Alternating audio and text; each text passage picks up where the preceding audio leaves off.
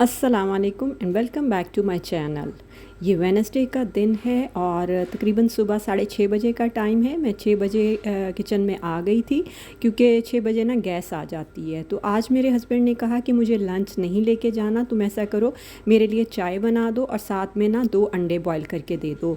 तो फिर मैंने बस जब वो रेडी हो गए फिर उन्हें मैंने चाय भी बना दिया, साथ में 2 अंडे बॉईल करके दे दिया। क्योंकि आज उन्होंने ने विज़िट पे जाना था कसूर और इन जगहों पे शेखुपुरा वगैरह। तो उन्होंने कहा था कि मैं वहीं पर जाके ना खाना खाऊंगा। तो मैंने कहा चलें ठीक है। अपने लिए और बच्चों के लिए मैं यहाँ पर बना रही हूँ जी चीज़ ऑमलेट। और आज थोड़ा ना मेरा डिफरेंट नाश्ता करने को दिल कर रहा था। तो आज मैं क्या करूँगी कि नाश्ते के साथ ना चाय की जगह मैं मैंगो शेक बनाऊँगी। तो बस यहाँ पर मैं चीज़ ऑमलेट के लिए सारे मैंने वेजिटेबल्स कट कर ली थी, प्याज, और इसमें मैं थोड़ा सा लहसुन भी डालती हूँ, ज़ीरा, नमक, काली मिर्च, और थोड़ा सा जो होता है वो अंडों में भी मैं नमक और काली मिर्च और थोड़ा दूध डालती हूँ। दूध से ना ऑमलेट बड़ा फ्लफ़ी सा, बड़ा सॉफ्ट सा बनता है। और धनिया ढेर सारा डालती हूँ और हल्की सी ना वेजिटेबल्स को मैं फ़्राई कर लेती हूँ। बस फ्राई करने के बाद अंडे में शामिल करूँगी, मिक्स करूँगी और जी ऑमलेट की शक्ल दे लूँगी। इसमें मैंने थोड़ा सा ना चिकन भी शामिल किया था। रात को फ्राइड चिकन था तो उसमें 1-2 लेग पीस बच गए थे, तो बस उन्हीं उन्हीं के ना मैंने बोटियाँ अलग करके तो वो भी मैंने ऑमलेट के लिए रख ली थी और इसमें डाल के ना बड़ा मज़ेदार सा ये ऑमलेट मैंने रेडी कर लिया था।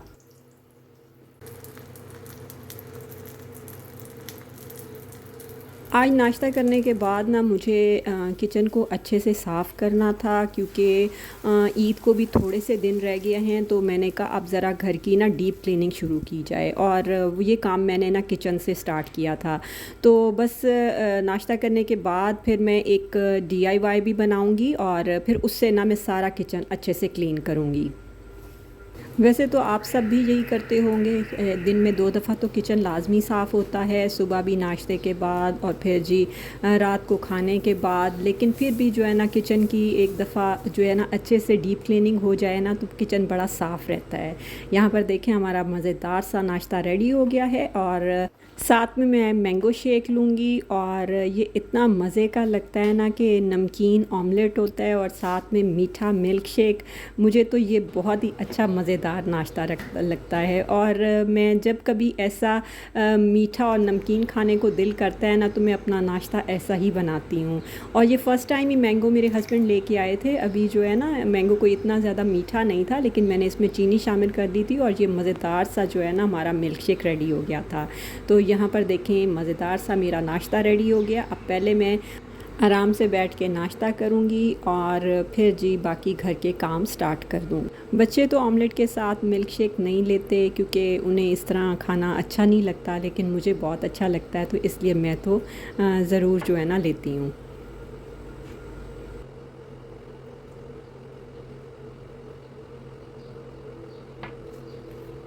बस नाश्ता करने के बाद पहले मैं बेडरूम में आ गई। मैंने कहा कि मैं ना बेडरूम अच्छे से क्लीन कर लेती हूँ। बेडशीट्स में अभी चेंज नहीं करूँगी क्योंकि अभी जो है 1-2 दिनों के बाद हमने वैसे भी ईद के लिए जाना है। मैंने आपको बताया था कि या सरगोदा ईद करूँगी या गाँव। तो आपको अब नेक्स्ट ब्लॉग में पता चलेगा कि मैं कहाँ पर ईद करने जा रही हूँ। तो अभी ये बेडशीट्स मैंने 2-3 रोज़ पहले ही चेंज की थी, तो मैंने कहा अब मैं ना वापस आकर ही चेंज करूँगी। मैं अपनी हेल्पर के आने से पहले पहले जो है ना सारी चीज़ें सेट करके रख देती हूँ। उसने सिर्फ फ्लोर क्लीनिंग करनी होती है और मैं फिर उसके साथ डस्टिंग करती जाती हूँ। और यहाँ 10 मिनट ही लगते हैं और पूरा बेडरूम जो है ना नीट एंड क्लीन हो जाता है। और जो कमरे में बॉटल्स वगैरह रात की रखी होती हैं, जैसे बच्चे पानी की बॉटल्स ले आते हैं, वो भी मैं सारी किचन में जो फालतू बर्तन होते हैं वो मैं किचन में लेके जाके रखती हूँ।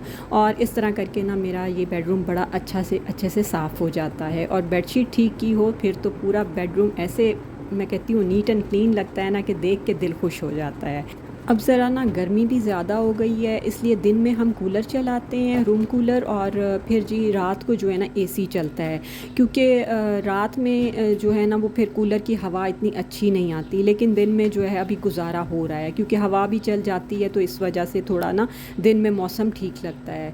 तो बस फिर वो आपको पता है कूलर की वजह से मिट्टी भी काफ़ी अंदर आती है, तो बस फिर जो है ना रोज़ाना डस्टिंग तो लाजमी करनी पड़ती है।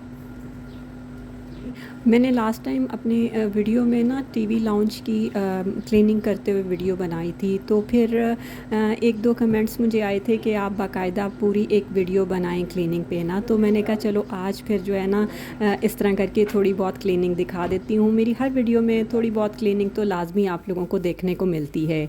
तो बस रूम्स वगैरह क्लीन करने के बाद फिर मैं किचन में आ गई थी, और किचन में सबसे पहले मैंने सारे ना बर्तन इकट्ठे करके रख लिए थे, और मैंने कहा पहले मैं बर्तन वॉश कर लूँ, फिर उसके बाद जो है ना सारी अच्छे से किचन क्लीन करती हूँ। किचन साफ़ करने से पहले ना अगर आप काउंटर टॉप से सारी चीज़ें हटा लेना तो काउंटर टॉप फिर बड़ी आसानी से साफ़ हो जाता है। मैं भी ऐसे ही करती हूँ, पहले सारी काउंटर टॉप से चीज़ें हटा लेती हूँ, फिर वहाँ पर स्प्रे करती हूँ, कैबिनेट्स पे स्प्रे करती हूँ, और फिर उसे पहले टॉवल से अच्छे से साफ़ करूँगी और फिर ड्राई जो है ना कपड़े से साफ़ करूँगी। यहाँ मैं बड़ा सिंपल सा DIY क्लीनर तैयार कर रही हूँ, और इससे किचन बहुत अच्छे से साफ़ हो जाएगा। 2 कप मैंने इसमें पानी लिया था, ये तकरीबन नीम गर्म पानी था, और आधा कप मैंने इसमें विनेगर का शामिल किया था, और 3 चम्मच मैंने इसमें डिश वॉशर जो होता है लिक्विड वो मैंने शामिल किया था। इसके अलावा 1 चम्मच मैंने इसमें मीठा सोडा शामिल किया था, और जब उसकी झाग बैठ जाए ना फिर आपने उसे ना बॉटल में शामिल कर लेना है, स्प्रे वाली बॉटल में। ये देखें जी, हमारा किचन क्लीनर रेडी हो गया है। बस मैं अब हर जगह इससे स्प्रे करूँगी, इससे चूल्हा भी बहुत अच्छे से साफ़ हो जाएगा, कैबिनेट साफ़ हो जाएंगी, और हत्ता कि इससे फ़र्नीचर भी बहुत अच्छा साफ़ हो जाता है बेडरूम का। लेकिन वो मैं नहीं साफ़ करती कि फिर बच्चे कहते हैं कि इसमें विनेगर होता है ना, तो वो थोड़ी सी स्मेल आती है, लेकिन उससे साफ़ बहुत अच्छा होता है। तो बस यहाँ पर मैं काउंटर टॉप पे और कैबिनेट्स में अच्छे से सारा स्प्रे कर दूँगी, और स्प्रे करके ना थोड़ी देर के लिए मैं इसे छोड़ दूँगी। तो बस थोड़ी देर के बाद फिर पहले टॉवल से और फिर जो है ड्राई कपड़े से आप अच्छे से साफ़ कर लें। इससे माइक्रोवेव भी बड़ा अच्छा साफ़ हो जाता है। और अच्छा, ये जो स्प्रे मैंने बनाया है इसे आप टाइल्स वगैरह भी स्प्रे कर सकते हैं, और टाइल्स भी इससे बहुत अच्छी साफ़ होती हैं। और किचन क्लीन करने में कोई बहुत ज़्यादा टाइम नहीं लगता, क्योंकि मैंने अंदर कैबिनेट से अंदर तो करना नहीं था, बाहर से ही कैबिनेट्स और सारी सफाई करनी थी। तो तकरीबन जो है ना मेरा 40 to 45 मिनट लगे होंगे। तो किचन जो मैं ना अच्छे से मैंने सारा साफ़ कर लिया था। चूल्हा मैंने अभी नहीं साफ़ किया था, क्योंकि मैंने उस पर स्प्रे करके रखा था। तो मैंने कहा थोड़ा सा उसे टाइम देते हैं ताकि उसके दाग धब्बे दूर हो जाएं, फिर आसानी से साफ़ हो जाएगा। तो मैंने कहा पहले मैं ना कैबिनेट साफ़ कर लेती हूँ, और लास्ट में फिर मैंने पहले स्कॉच ब्राइट से चूल्हे को अच्छे साफ़ किया था, और फिर मैंने बस थोड़ा ड्राई कपड़ा करके तो उससे साफ़ करके तो बस जो है ना चूल्हा भी बड़े अच्छे से क्लीन हो गया था। यहाँ पर मैं आपको ये कहना चाहूँगी कि अगर आपको मेरी क्लीनिंग वीडियोस अच्छी लगती हैं तो ज़रूर इसको एक लाइक कीजिएगा, और अगर आपको मुझे सजेशन वगैरह देना चाहते हैं तो वो भी आप मुझे ना कमेंट बॉक्स में कह सकते हैं कि आप इस तरह की वीडियोस बनाएं। तो मैं ज़रूर इंशाल्लाह ताला आपकी सजेशन पे अमल करूँगी और वैसी ही वीडियोस बनाने की कोशिश करूँगी। तो यहाँ पर देखें जी, बस थोड़े से टाइम में मैंने अपना पूरा किचन क्लीन कर लिया है। अब बस ऑयल का जो जग मैंने प्लास्टिक का रखा है वो भी थोड़ा सा उसमें ऑयल था, तो मैंने कहा वो भी खाली करके ना उसे भी ये थोड़ा स्प्रे लगा के रख दूँगी, और वो भी अच्छे से वॉश कर लूँगी। मेरी आदत है कि मैं जब भी अपने ये ऑयल वाले जग में ऑयल का पैकेट नया खोलती हूँ तो मैं उसे ज़रूर एक दफ़ा ना पहले वॉश करती हूँ, फिर उसमें न्यू पैकेट खोल के डालती हूँ। यहाँ मैंने माइक्रोवेव में भी वही स्प्रे किया था, और फिर उससे मैंने अच्छे से साफ़ कर लिया था। अब इसके बाद जो माइक्रोवेव की बैक वाली साइड होती है वो भी मैंने सारी साफ़ करनी है, तो वो भी मैंने सारी चीज़ें हटा ली थी। और बैक से आपको पता है कि रोज़ाना साफ़ नहीं किया जाता, हफ़्ते में सिर्फ़ एक दफ़ा ही मैं पीछे से हटा के साफ़ करती हूँ, लेकिन ये काफ़ी गंदा हो जाता है क्योंकि साइड पे ही खिड़की है ना, तो इस खिड़की से बहुत मिट्टी आती है, और आपको पता है कि रोज़ाना ही आंधी आ जाती है तकरीबन, जिसकी वजह से ना किचन में बहुत मिट्टी आती है। कोशिश तो मेरी होती है कि जब आंधी चले ना तो ये शीशा बंद कर दूं, लेकिन कई दफ़ा वो किचन में काम कर रही होती हूँ तो मेरा होता है कि भी नहीं, बाहर से हवा भी आ रही है, तो बस मैं फिर खुला रहने देती हूँ, जिसकी वजह से मिट्टी भी आती है। फिर मैं साथ साथ इसको ना साफ़ भी करती रहती हूँ, इसीलिए दिन में ना तकरीबन 2 दफ़ा किचन तो लाजमी साफ़ होता है। और किचन की क्लीनिंग के अलावा जो स्विच बोर्ड्स होते हैं वो भी मैं जब साफ़ करती हूँ, सारी मैं क्लीनिंग करती हूँ, तो वो भी मैं साथ साथ ज़रूर साफ़ करती हूँ। और अगर आपके पास नेल पॉलिश रिमूवर है ना, तो उसे अगर आप थोड़ा सा स्विच बोर्ड्स पे लगा देना और थोड़ी देर के बाद क्लीन करें तो वो इतना अच्छा क्लीन हो जाता है। ये देखें जी, तकरीबन 40 टू 45 मिनट्स के बाद देखें हमारा किचन कितना नीट एंड क्लीन हो गया है। और अब मैं बाकी घर की भी थोड़ी क्लीनिंग करनी है, यानी कि डस्टिंग करनी है, वो करके आई और फिर मैं दोबारा से किचन में आ गई और यहाँ पर अब मुझे खाना बनाना था। खाने में मैं बना रही हूँ जी भिंडी। और भिंडी मैंने ना रात को ही काट के रख दी थी कि अगर सुबह हस्बैंड ने लंच लेके जाना हुआ तो जो है ना जल्दी से बना लूँगी, लेकिन वो फिर नहीं लेकर गए और मैंने भी ऑमलेट से नाश्ता कर लिया, तो इसलिए मैंने कहा कि अब मैं बना लेती हूँ। साथ ही मेरी बेटी जो है ना एक मीठा बना रही थी और चॉकलेट और कंडेंस्ड मिल्क से, उसे मीठा बहुत पसंद है, तो वो अक्सर औकात जो है ना ब्राउनीज़ वगैरह बनाती रहती है। यहाँ पर सबसे पहले फ्राई पैन में मैंने ना थोड़ी वो भिंडी फ्राई करके निकाल ली थी, फिर उसी थोड़े से ऑयल में मैंने जो है प्याज फ्राई करने के लिए 2 डाल दी थी। साथ में मैंने इसमें टमाटर, अदरक, लहसुन और जी नमक, मिर्च, हल्दी, पिसा धनिया, पिसा ज़ीरा शामिल करके इसको अच्छे से मैं अपना मिसाले को भून लूँगी। तो इस टाइम ना मुझे थोड़ी भूख लगी, तो फिर मैंने कहा कि कुछ ना फ्रूट खा लिया जाए, तो मैंने खुबानी और ये चेरीज़ रखी हुई थी, वही मैंने साथ साथ खानी शुरू कर दी। तो आपको पता है कि इस टाइम ना इतना काम करने के बाद थोड़ी भूख लगती है, तो बस फिर मैं कोई ना कोई फ्रूट ले लेती हूँ। वहाँ पर देखें अच्छा सा मिसाला भुन गया था। मैंने इस टाइम ना थोड़ा सा देसी घी डाला था, क्योंकि ऑयल मैंने पहले कम रखा था।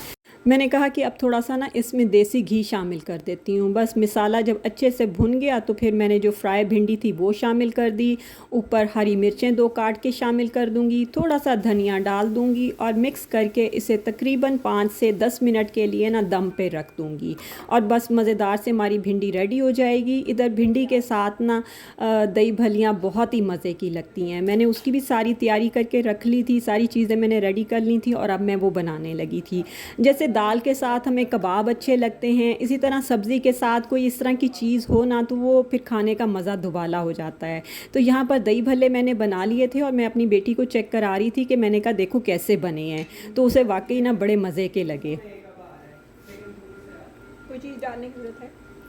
वैसे तो दही भल्ले मेरी बेटी ही बनाती है, लेकिन अब मैंने आज बनाए। मैंने कहा क्योंकि वो अपना कोई मीठा बना रही थी, तो मैंने कहा ठीक है तुम अपना मीठा बनाओ, तो मैं जो है ना दही भल्ले भी साथ में बना लेती हूँ। तो बस यहाँ पर मैंने ऊपर से धनिया और चाट मसाला शामिल कर दिया था और ये मज़ेदार सा जो है ना हमारी साइड डिश रेडी हो गई थी।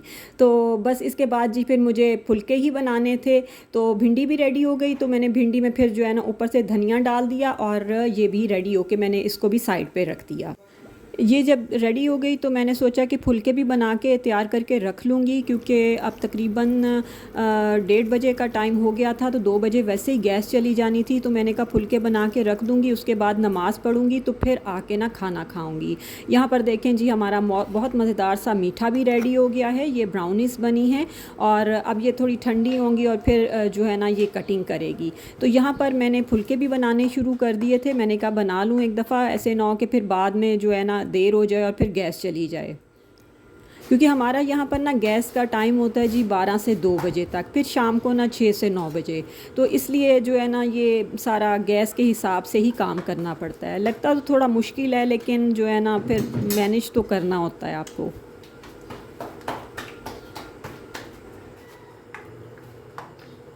आजकल ज़रा गर्मी भी शदीद हो रही है, इसलिए जो है ना किचन में काम करना भी थोड़ा मुश्किल ही लगता है, क्योंकि जो है ना गर्मी की वजह से दोपहर के टाइम ना ज़रा एनर्जी लेवल भी थोड़ा लो ही महसूस होता है। तो इसलिए कोशिश होती है कि जितना काम हो ना बंदा जल्दी जल्दी दिन में ही कर ले तो बेहतर होता है।